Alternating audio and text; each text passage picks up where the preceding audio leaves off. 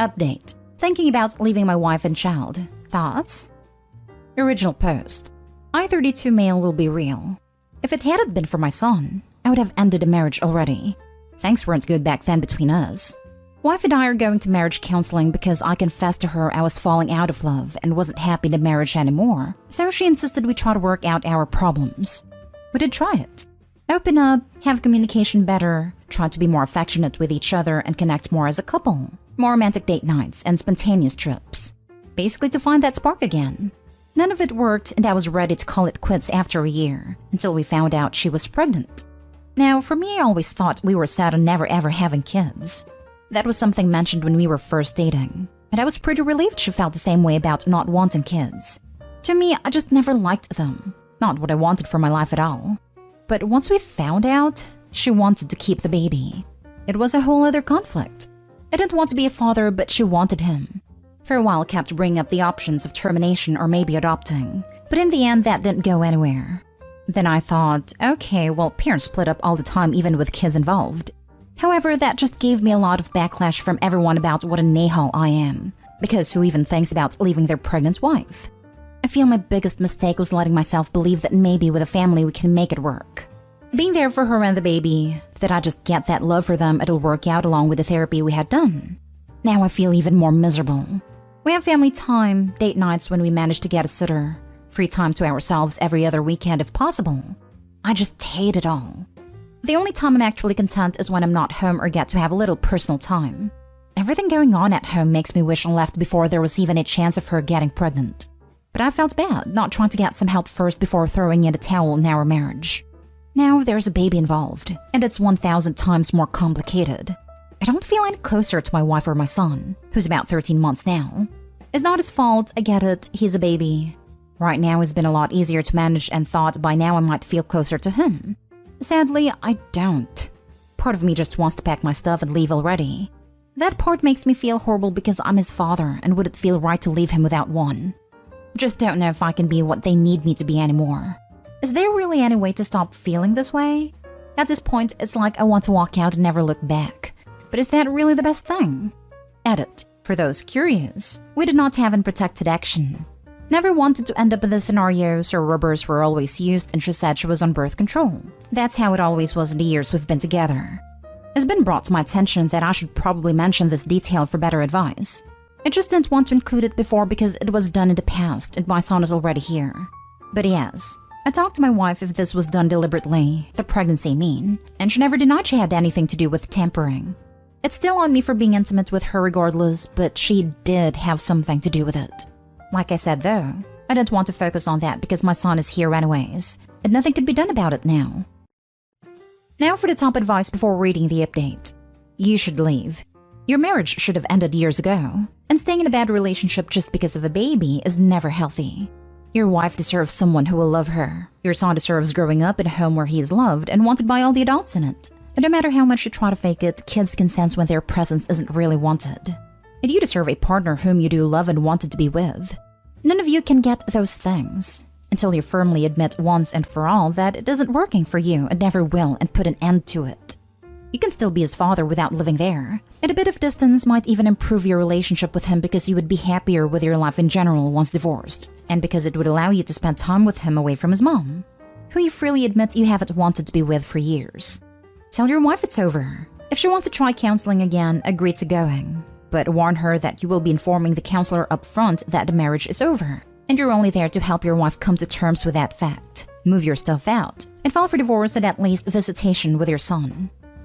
This is sound advice, thank you. I agree I should have walked out a long time ago before a kid was even in the mix. It was hard. Still is. Hope leaving the marriage does improve what I have with my son. The feelings I'm having right now are not what I want to be having years down the road with him, when it becomes more obvious. And get a vasectomy so you don't have to worry about this with any future partners. Get a divorce. I grew up in a house with parents who hated each other. They didn't fight, but they didn't engage with each other either. I also learned at a young age that my father never wanted children. It was a miserable way to grow up. It didn't help any of us kids. I was so grateful when they finally got divorced. Now as an adult, I have a great relationship with my father. It doesn't mean you have to be an absent father or a bad one, but that is your son and you'll have to decide how much of a relationship you want with him. As another poster stated, you may become a better father when you're out of the marriage. Staying helps no one. Did your relationship with your father improve because of the divorce or because you reached adulthood? Since I have heard some parents get along better with their kids once they're older and more mature.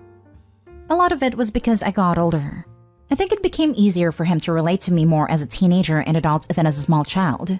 He wasn't a terrible father, but he was clearly unhappy and that had a big impact on how he treated us kids. I firmly believe if they had divorced when I was a child, our relationship would have improved sooner. He may have resented us as kids, but it was made worse because he was also in a relationship he hated. It was a cycle. Once that was broken, things got even better. You can separate from her or even divorce her, but you are still legally and morally responsible for your child. The legal requirement is primarily financial. Even if you have your parental rights terminated, that does not lose you your financial obligations, unless you get someone else to adopt your child with her. But morally, you know you have an obligation to the child. Have you considered talking to a therapist about how you might get more attached to your child, whether or not you stay with your wife? Because these are two separate issues. To answer your last question, yes, I started seeing a therapist individually when my son was around 7 months. She's helped people who've suffered from PPD, and I've been talking to her about the things I'm going through with my son. That's something I've been working on for months, because I don't want him to feel that I resent him as he gets older. And now for the update.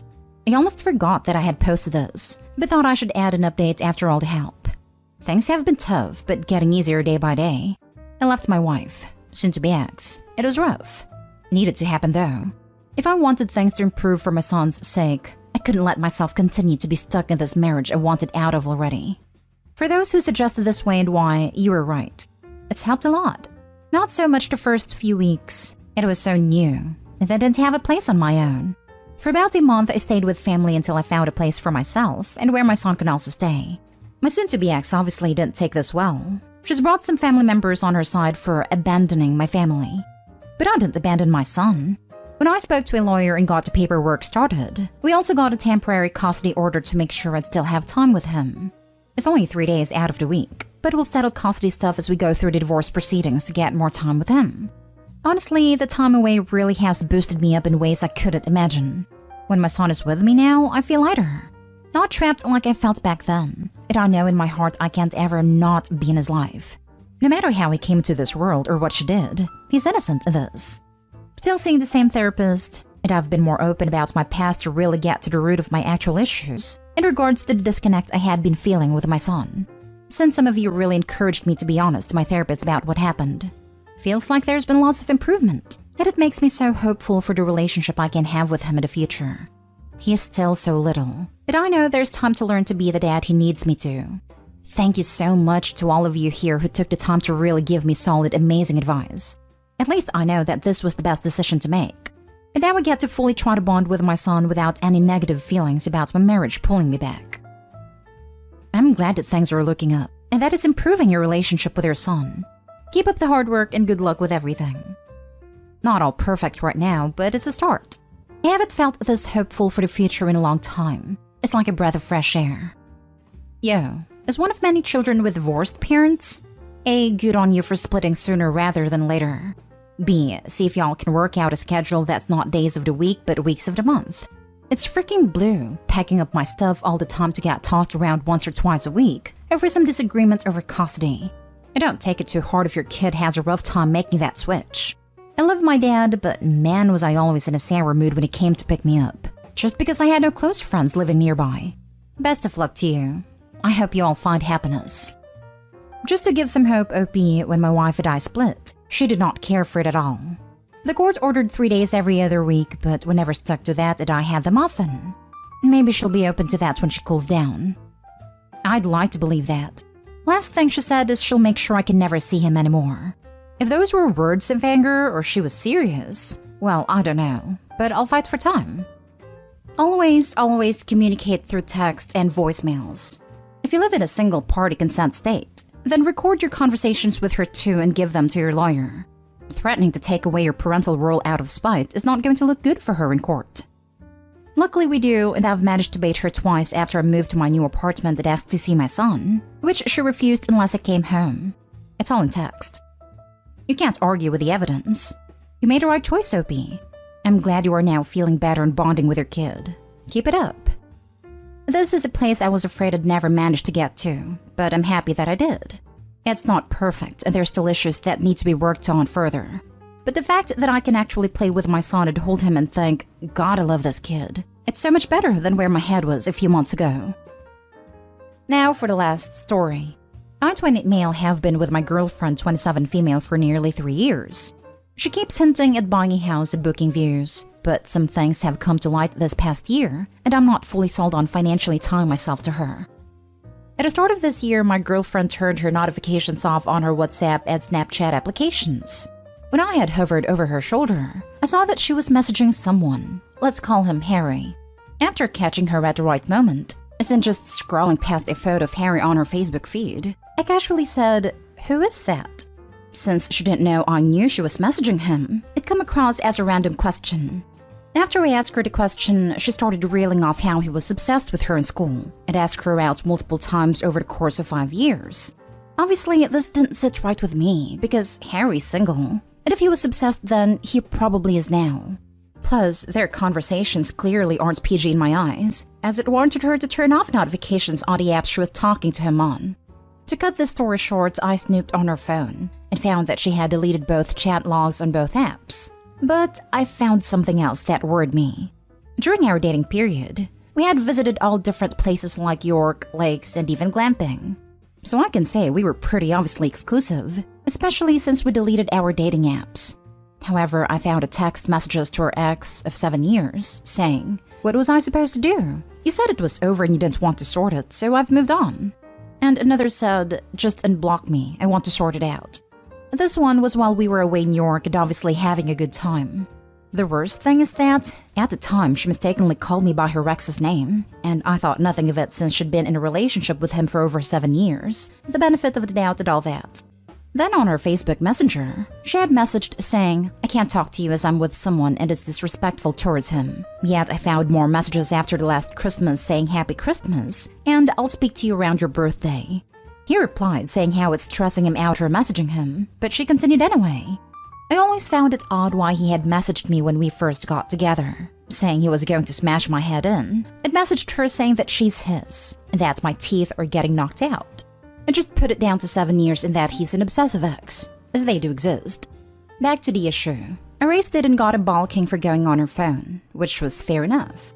But after trying to deflect it on me, I finally got to the bottom of it, and she said that she was sorry and all that, and she can't remember why she was saying that at the time, and can only apologize and turned her notifications on again. So I did what I always do, and forgave her but never forgot. Now coming down to looking at houses. I kept sending her houses and she was never replying, until I vocally told her I'd sent them. Turns out her Snapchat and WhatsApp notifications are off again, and I mentioned it. She said there's a group chat she's part of on WhatsApp that gets spammed, so I told her how to mute it and expressed how it's vital. She looks and sees my messages on time for us to buy a house, which remembers her idea. She wants to do this. Anyways, I tested out a week later and she still got the notifications off. Now, I know I said let it go, but now she's turned her notifications off again. It just brings it all back. And honestly, I have this gut feeling that she's going to screw me over, and I'll be financially tied to her if I get a joint mortgage. We also have a dog, which complicates things further. You see, from my point of view, I had an obsessive ex. Each time she messaged me, I told my girlfriend what she said and when she said it. I made it clear to my ex multiple times I didn't want anything to do with her yet. My current girlfriend was sending happy birthday and happy Christmas messages to the ex that said he would smash my head in, and repeatedly told her that she was his, instead of just telling him how it is and blocked. I know the messages were from nearly 3 years ago, and I know the other messages were just happy birthday and happy Christmas last year, but it's also the stuff with Harry, which I never mentioned, but I gathered it was something she shouldn't have done, since she made a point of deleting the conversations.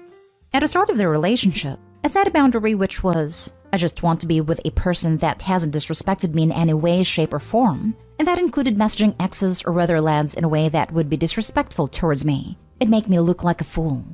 Regardless of how I've left it, and I've left it 12 months, I just feel like something eventually is going to happen, and I just can't shake the gut feeling she had an emotional affair with Harry behind my back. Trust your gut, man. Always. It's usually right. I think all of your concerns are valid, and it doesn't seem like she's trying to remove them from her life either. The fact that he threatened you and she sends him Christmas messages and birthday messages is enough BS for me to call it quits. And honestly, even if you're wrong, you clearly don't trust her. You shouldn't be in a relationship with someone you don't trust, much less buy a house with them. I counted here. Don't buy a house with someone you're not married to. That is all. Yeah, this. I bought a house with my boyfriend/best friend of literal decades, and I'm still in the process of trying to disentangle, 4 years after our breakup. Are you me? It's such a pain. I've told my current significant other I really don't care about marriage and the romantic BS behind it, but we have to be married for legal reasons when we buy a property and build. Because I'm not going through this again. You're acting shady. Yeah, I know, I'll stop. Some weeks. You're still acting shady. Yeah, I know, I'll stop. Some more weeks. You're acting shady.